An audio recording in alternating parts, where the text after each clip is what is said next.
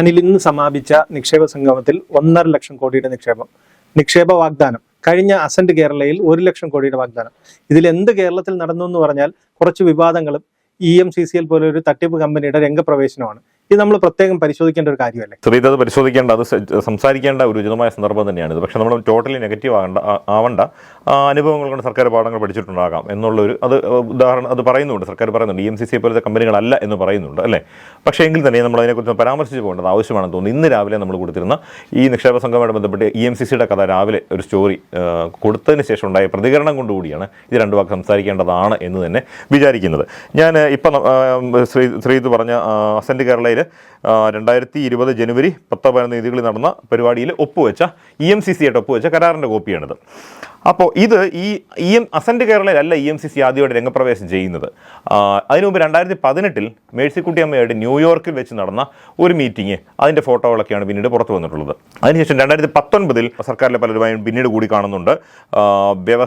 Fisheries വകുപ്പ് principal സെക്രട്ടറിയുടെ ചുമതലയുണ്ടായിരുന്ന KR ജ്യോതിലാലുമായി കാണുന്നുണ്ട്. KR ജ്യോതിലാൽ അതിനുശേഷം ഈ കമ്പനിയെക്കുറിച്ച്, കമ്പനിയുടെ ക്രെഡൻഷ്യൽസ് എങ്ങനെയുള്ളതാണ് എന്ന് അറിയിക്കാൻ ആവശ്യപ്പെട്ടിട്ട് കേന്ദ്രത്തിന് നൽകിയൊരു കത്താണിത്. അപ്പോൾ ഇങ്ങനെയെല്ലാം ഇവരെക്കുറിച്ച് വെരിഫിക്കേഷൻ നടക്കുന്നുണ്ട്. അതിനുശേഷമാണ് 2020 അസന്റ് കേരളയിൽ വന്ന് ഈ ധാരണാപത്രം ഒപ്പിടുന്നത്. അതിനുശേഷം 2021 ഇവർക്ക് 4 ഏക്കർ ഭൂമി പള്ളിപ്പുറത്ത് കൊടുക്കുന്നുമുണ്ട്. അത് ഇവർ ആഴക്കടൽ മത്സ്യബന്ധനമാണ് അവരുടെ പ്രധാന പ്രോജക്റ്റായി കാണിച്ചിരുന്നത്. അപ്പോൾ അങ്ങനെ പിടിച്ചുകൊണ്ടിരുന്ന മത്സ്യത്തിൻ്റെ സംഭരണത്തിന് വേണ്ടിയുള്ള പ്രോസസ്സിംഗ് ആണ്. അതിനുവേണ്ടിയാണ് പള്ളിപ്പുറത്തും അങ്ങനെ കുറേ പ്ലാൻ ചെയ്തിരുന്നു. അപ്പോൾ അതിനുവേണ്ടി 4 ഏക്കർ കൊടുക്കുന്നത്. ഇതെല്ലാം കഴിഞ്ഞ ശേഷമാണ് ഇവരൊരു തട്ടിപ്പ് കമ്പനിയാണെന്ന് സർക്കാർ തിരിച്ചറിയുന്നത്. എങ്ങനെ തിരിച്ചറിയുന്നു എന്നുള്ളതാണ് പ്രധാനം. ആരോപണങ്ങൾ പുറത്തു വന്ന്, രമേശ് ചെന്നിത്തലയും മറ്റു ആരോപണങ്ങൾ പുറത്തുവിട്ടപ്പോഴും അങ്ങനെ ഒരു ധാരണ ഇല്ലെന്നാണ്, അങ്ങനെ കരാറില്ലെന്നാണ് സർക്കാർ ആദ്യം പറഞ്ഞത്. നിഷേധിക്കാൻ ഇത്രയും സർക്കാർ ഇടപാടുകൾ നടത്തി ഇതിന്റെ ക്രെഡിബിലിറ്റി അടക്കം പരിശോധിച്ച ഒരു കമ്പനിയുമായിട്ട് ഒരു കരാറും ഒന്നുമില്ലാന്ന് മന്ത്രി മേഴ്സിക്കുട്ടിയും അന്നത്തെ മന്ത്രി തുറന്നു പറഞ്ഞു. ഒരു മേഴ്സിയും ഇല്ലാതെ നുണ പറയുമായിരുന്നു. പക്ഷേ അതിനുശേഷം രേഖകൾ ഓരോന്നായി പുറത്തു വരുന്നു. അവർ ന്യൂയോർക്കിൽ വെച്ച് നടത്തിയ കൂടിക്കാഴ്ചയുടെ ഫോട്ടോകൾ പുറത്തു വരുന്നു. ഇതോടെയാണ് കരാർ ഉണ്ടെന്ന് സമ്മതിക്കുന്നു. പക്ഷേ പിന്നീട് നിഷ്കരണം തള്ളി പറയുകയാണ്, ഇവർ തട്ടിപ്പ് കമ്പനിയാണ് എന്ന് പറയുന്നു. അപ്പോൾ ഇതിൽ പ്രധാനപ്പെട്ട ചോദ്യം, അന്ന് ഈ ആരോപണങ്ങൾ ഉയർന്നില്ലായിരുന്നെങ്കിൽ ഈ EMCC ഇപ്പോൾ സർക്കാരിൻ്റെ ഒരു പാർട്ണറായി മാറില്ലായിരുന്നു? സർക്കാർ ആ പ്രോജക്റ്റുമായിട്ട് പാർട്ണറായി മാറുമായിരുന്നു, ആ പ്രോജക്റ്റുമായിട്ട് മുമ്പോട്ട് പോകാൻ പറ്റുമായിരുന്നു. സർക്കാരിനെ പറ്റിച്ചിട്ട് അത് വേറൊരു ഇതിനേക്കാൾ വലിയൊരു തട്ടിപ്പായിട്ട് പിന്നീട് സർക്കാരിന് നഷ്ടം സംഭവിക്കുന്ന ഒരു സ്ഥിതിയിലേക്ക് അത് പോകുമായിരുന്നു എന്നുള്ളത് പറയാൻ കഴിയില്ല.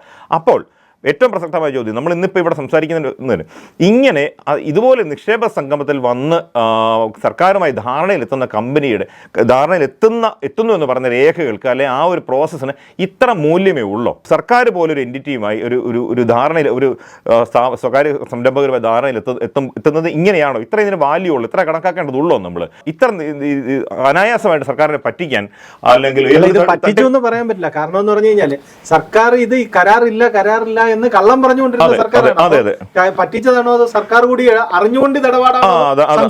അത് ന്യായമായി സംശയിക്കേണ്ട കാര്യമാണ്. അപ്പം ഞാൻ പറഞ്ഞാൽ സർക്കാരിന്റെ വാദങ്ങൾ മുഖവിലേക്ക് എടുത്താൽ തന്നെയും പിന്നീട് സർക്കാർ കരാറുണ്ടെന്ന് സമ്മതിക്കുന്നു, കരാർ റദ്ദാക്കുന്നു, തട്ടിപ്പ് കമ്പനിയാണോ, ഇതെല്ലാം നമ്മൾ മുഖവിലേക്ക് എടുക്കുകയാണെങ്കിൽ ഞാനിപ്പോൾ പറയുന്നത് ഇത്ര നിസ്സാരമാണ് ഈ കാര്യങ്ങൾ എന്നുള്ളതാണ്.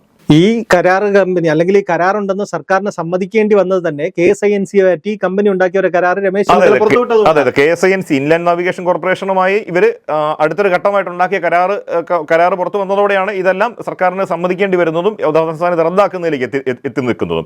ഇതിൽ KSINCയുടെ കരാർ വെക്കുമ്പോൾ തന്നെ, അവർ ധാരണാപത്രത്തിന് ശ്രമിക്കുമ്പോൾ തന്നെ, അവർ ആദ്യം തന്നെ KSINCക്ക് സമർപ്പിച്ച രേഖകളിൽ തന്നെ ഈ അസന്റ് കേരളയിൽ ഉണ്ടാക്കിയ ധാരണാപത്രം, അതിന് മുമ്പ് സർക്കാരുമായിട്ടുള്ള അസോസിയേഷനും മുഖ്യമന്ത്രിയുമായി കണ്ടതും ഫിഷറീസ് മന്ത്രിയായിട്ട് കണ്ട കാര്യങ്ങളും എല്ലാം ബോധിപ്പിച്ചിട്ടുണ്ട്. അപ്പോൾ അതിൻ്റെ എല്ലാം അടിസ്ഥാനത്തിലാണ് KSINC ഒരു ധാരണയിലേക്ക് പോകുന്നത്. പക്ഷേ പിന്നീട് വന്നപ്പോൾ ഈ KSINC ധാരണയിൽ ഏർപ്പെട്ടത് മാത്രമായി വിവാദത്തിൻ്റെ കേന്ദ്രബിന്ദുവാകുകയും അതൊരു വലിയ കുഴപ്പം പിടിച്ച കാര്യമായി സർക്കാർ തന്നെ അതിനെ തള്ളിപ്പറയുകയും ചെയ്യുന്ന അവസ്ഥ ഉണ്ടാകുകയും ചെയ്തു. പക്ഷേ യഥാർത്ഥത്തിൽ അതിന് മുമ്പ് തന്നെ സർക്കാർ 2-3 വർഷം മുമ്പ് സർക്കാർ ധാരണയിൽ എത്തിക്കഴിഞ്ഞ കമ്പനിയാണിത്. അതുപോലെ KSINC ഒരു വിദേശ കമ്പനിയുമായി ധാരണ ഉണ്ടാക്കാൻ ശ്രമിച്ചു എന്നുള്ള കുറ്റങ്ങളൊക്കെയാണ് പിന്നീട് സർക്കാരിൻ്റെ ഭാഗത്തുനിന്നുണ്ടായത്. യഥാർത്ഥത്തിൽ EMCC ഇന്റർനാഷണൽ ഇന്ത്യ എന്ന കമ്പനിയുമായിട്ടാണ് ഈ സർക്കാർ കരാർ വെച്ചതും പിന്നീട് KSINC ധാരണയിലെത്തുന്നതും. അപ്പോൾ ഇത് രണ്ടും ഒരേ സ്ഥാപനം തന്നെയാണ്. പക്ഷേ രണ്ടാമത് വന്ന കരാർ വന്നപ്പോൾ വിവാദമായപ്പോഴാണ് മൊത്തത്തിൽ തള്ളിപ്പറയാനും KSINC തള്ളിപ്പറയാൻ തുടങ്ങിയത്. KSINCയുടെ കരാർ എന്ന് പറഞ്ഞാൽ യഥാർത്ഥത്തിൽ 3000 കോടിയുടെ കപ്പലുണ്ടാക്കി കൊടുക്കുന്ന പരിപാടിയായിരുന്നു. അവർ യഥാർത്ഥ ഈ വെസൽസ് വിൽക്കുന്ന കമ്പനിയാണ്. അപ്പോൾ അവർക്ക് ഈ കപ്പലുണ്ടാക്കാൻ വരുമ്പോൾ വരുന്ന ആളോട് ഇതിൻ്റെ മറ്റ് നിയമപരമായ സംഗതികളെക്കുറിച്ച് ചോദിച്ചറിയേണ്ട കാര്യമില്ല. കാരണം യഥാർത്ഥത്തിൽ ഇപ്പോൾ ലെയ്ലാൻഡ് ബസ് വാങ്ങാൻ വരുന്ന ഒരാളോട് ബസ്സിന് പെർമിറ്റ് ഉണ്ടോ എന്ന് ചോദിക്കേണ്ട കാര്യമില്ല. എന്ന് പറയുന്ന പോലെ തന്നെ അവർ ഇതുണ്ടാക്കി വിൽക്കുക എന്നുള്ളതായിരുന്നു അവരുടെ പരിപാടി. അപ്പോൾ അതുമായി അവർ മുന്നോട്ട് പോയപ്പോഴാണ് വിവാദമാകുന്നതും മൊത്തത്തിൽ റദ്ദാക്കാൻ വഴിയൊരുങ്ങുന്നതും. കേരളത്തിന്റെ ആഴക്കടലിലെ മത്സ്യസമ്പത്ത് മൊത്തം വിദേശ കുത്തകയ്ക്ക് കൊള്ളയടിക്കുന്നു എന്ന് പറഞ്ഞാണ് ഇതിന്റെ വിവാദം തുടങ്ങിയത്.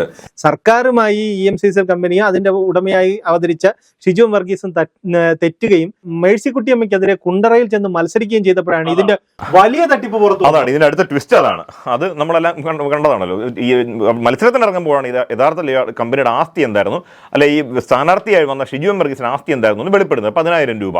അപ്പോൾ 10,000 രൂപ കൈവശമുള്ളവനുമായാണ് സർക്കാർ കരാറിൽ ഏർപ്പെടാൻ പോയത്. 4 ഏക്കർ ഭൂമി കൊടുത്തത്, ഫിഷറീസ് മന്ത്രി കണ്ടത്, മുഖ്യമന്ത്രി ക്ലിഫ് ഹൗസിൽ കണ്ടത് എന്ന് തുടങ്ങിയുള്ള ഒരുപാട് ചോദ്യങ്ങളാണ് ആ ഘട്ടത്തിൽ വരുന്നത്. അത് തെരഞ്ഞെടുപ്പിന് മധ്യത്തിലായിരുന്നു. അതുകൊണ്ട് അത്ര വലിയ ചോദ്യങ്ങൾ ആ സമയത്ത് പിന്നീട് ഉണ്ടായില്ല. പക്ഷെ ഫലത്തിൽ മേഴ്സിക്കുട്ടിയമ്മ തോറ്റു എന്നുള്ളതാണ്. അവിടെയും തീർന്നില്ല. തെരഞ്ഞെടുപ്പ് ദിവസം ഷിജു വർഗീസ് കളിച്ചു എന്ന് പറയപ്പെടുന്ന നാടകം, അതാണ് ഇതിലെ ഏറ്റവും വലിയ ട്വിസ്റ്റ് ആയി സംഭവിച്ചത്. അയാളുടെ വാഹനം അറ്റാക്ക് ചെയ്യാൻ ശ്രമിച്ചു, പെട്രോൾ ബോംബ് എറിഞ്ഞു അല്ലേ? അപ്പൊ അങ്ങനെ ഒരു ധാരണ ഉണ്ട്. ഒരു പ്രചാരണം നടത്തിക്കൊണ്ട് തെരഞ്ഞെടുപ്പ് ദിവസം വോട്ടുകൾ മറിക്കാൻ വേണ്ടി അത് CPM-കാരാണ് സ്വാഭാവികമായും എന്നൊരു ധാരണ ഉണ്ടാക്കി തീർക്കാൻ അയാൾക്ക് കഴിഞ്ഞു. അപ്പൊ അങ്ങനെ വോട്ടുകൾ മറിച്ച് മേഴ്സിക്കുട്ടിയമ്മയെ പരാജയപ്പെടുത്തുക എന്നുള്ളതായിരുന്നു ഉദ്ദേശം എന്നുള്ളതാണ് പിന്നീട് കേസിൽ വന്നിരിക്കുന്നത്. അപ്പോൾ 2020 അസന്റ് കേരളയിൽ തുടങ്ങിയ ഒരു പ്രോജക്റ്റിന്റെ 1 ലക്ഷം കോടി സർക്കാർ അനൗൺസ് ചെയ്തതിൽ 5000 കോടി ഈ കമ്പനിയുടേതായിരുന്നു. ആ കമ്പനിയുടെയും അതിനുവേണ്ടി പ്രോജക്റ്റുമായിട്ട് മുന്നിട്ടിറങ്ങിയ ആളുടെയും ഗതിയാണ് നമ്മളിപ്പോൾ ഈ പറഞ്ഞത്. ഇത്തവണ പക്ഷേ നമുക്ക് കുറച്ചുകൂടി പോസിറ്റീവായി ചിന്തിക്കാം. കാരണം ഇതുപോലെയുള്ള തട്ടിക്കൂട്ട് കമ്പനികളല്ല, ഇതിൽ വലിയ നിക്ഷേപം നടത്തിയത് ദുബായ് ഗ്രൂപ്പാണ്, അതേപോലെ ലുലു ഗ്രൂപ്പാണ്, ടാറ്റയാണ്. പിന്നെ അനുഭവത്തിൽ നിന്ന് സർക്കാർ പാഠം പഠിച്ചിട്ടുണ്ട്. EMCCയുടെ അവസ്ഥയെക്കുറിച്ച് പ്രത്യേകം കഴിഞ്ഞ ദിവസങ്ങളിൽ പരാമർശിക്കുന്നുണ്ടായിരുന്നു. അപ്പോൾ അതുകൊണ്ട് തന്നെ അതുപോലുള്ള ആളുകളെ അല്ലെ അതുപോലുള്ള പ്രസ്ഥാനങ്ങളെ ഒഴിവാക്കാനുള്ള സ്ക്രൂട്ടിനി ഇക്കാര്യത്തിൽ ഉണ്ടാകും എന്ന് തന്നെ കരുതാം.